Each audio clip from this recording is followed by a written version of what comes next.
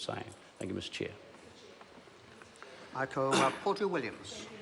I just want to sum up, I guess, and give some context in my final contribution to this bill. And I want to speak primarily to Mr Seymour's Supplementary Order Paper 152 and thank Mr Seymour for the work that he did to answer the questions that I had earlier on in this contribution. Mr Chairman, there has been a lot of well-reasoned, logical debate in this piece of legislation this evening, and many of it is very sound and comes from good scientific basis. And I wouldn't argue with the logic of it, sir. However, we are dealing with a situation that comes not from a place of logic, but from complete illogic and emotion.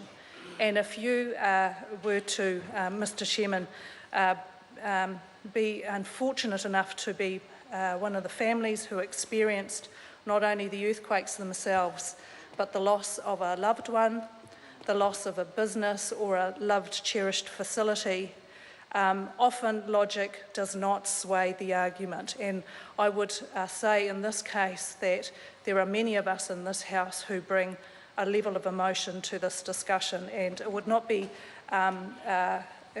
right and proper not to finish this particular discussion without including some reference to those people who lost their lives primarily in the February earthquakes. And Mr Chair, this is not an exact science. There have been many arguments about excluding particular low-risk areas from this piece of legislation. Mr Chairman, Christchurch is one of those moderately risky areas. It is not a high-risk area.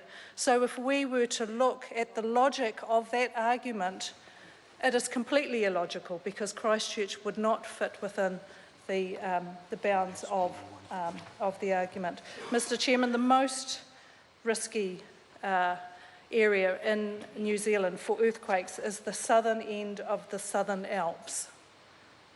Not Christchurch, not Napier. However, those two areas are the areas where we've had loss of life and loss of buildings. Mr Chairman, I'm not going to continue much longer, but I would just say in our review of this particular debate, do not forget the people who lost their lives. Members, we come to the vote and we